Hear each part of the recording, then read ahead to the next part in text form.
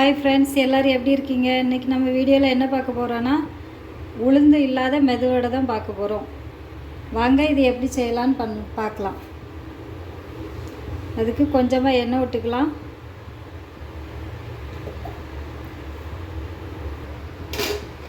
எண்ணெய் சூடாயிடுச்சு. இப்போ வெட்டி வச்சுட்டு வெங்காயத்தை சேர்த்துக்கலாம்.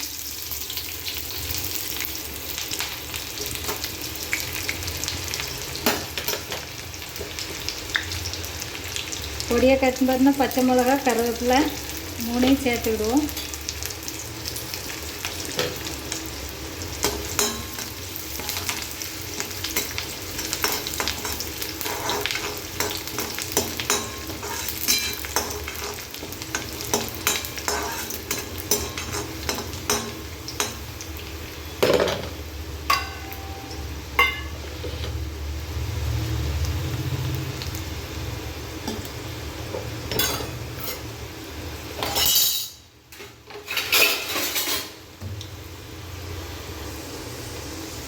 அதையெல்லாம் நல்லா வசங்கிடுச்சு. இப்போது இதுக்கு அரை கப் அளவுக்கு ரவை எடுத்துருக்கோம். அதனால் ஒரு கப் அளவுக்கு தண்ணி சேர்த்துக்கலாம். இந்த கப்புக்கு அரை கப் ரவை எடுத்துருக்கோம்.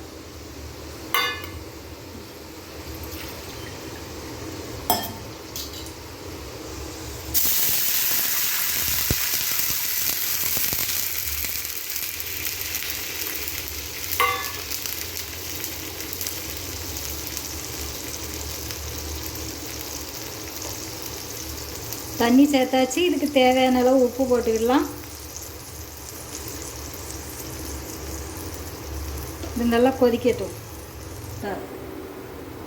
இப்போ தண்ணி நல்லா கொதிச்சிச்சு. கொஞ்சம் கொஞ்சமாக ரவையை சேர்த்து கிண்டிடலாம்.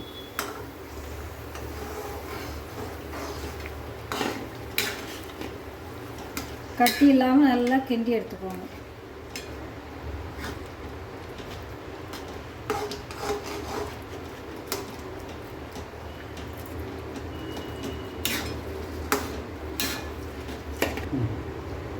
இப்போ இது ரெடி ஆயிடுச்சு. இதை ஒரு பிளேட்டுக்கு மாற்றி ஆற வச்சிடலாம்.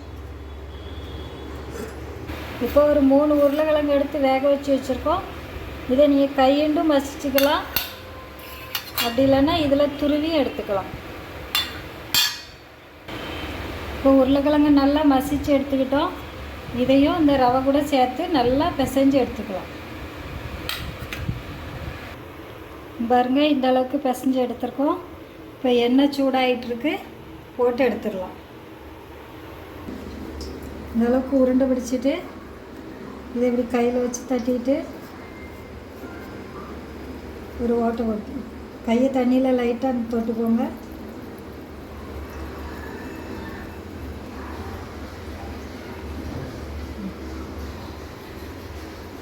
இதை எண்ணெயில் போட்டுடலாம்.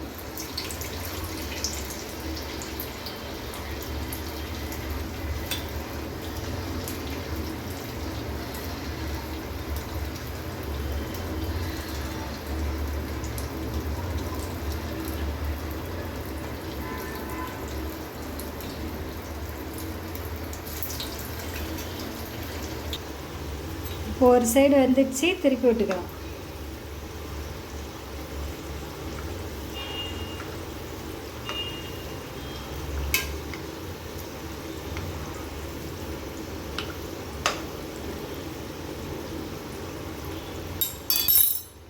இப்போ பாருங்கள், வடை ரெடி ஆயிடுச்சு. இதை வெளியே எடுத்துடலாம்.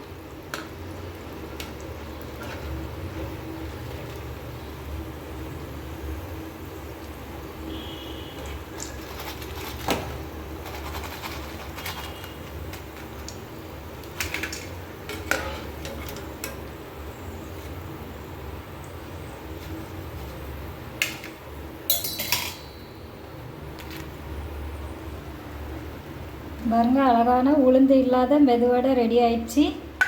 இது கூட சட்னி வச்சு சாப்பிட்டா ரொம்ப டேஸ்டியாக அழகாக இருக்கும்.